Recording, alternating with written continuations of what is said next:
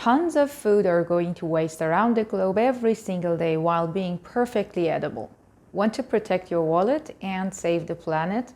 In Germany, you can do so by joining Tafel Deutschland.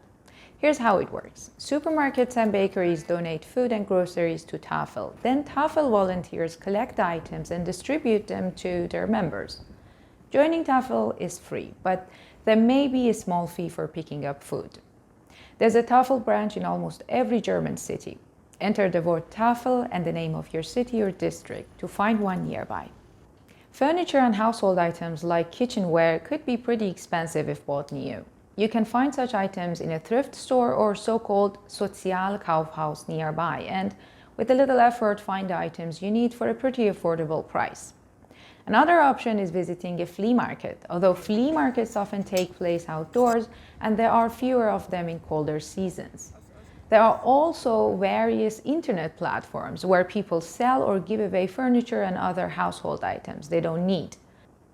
On eBay Kleinanzeigen, for instance, not only can you search for and buy what you need directly in the Zu verschenken section or giveaway section, you'll find items people want to give away for free and can simply go and pick them up.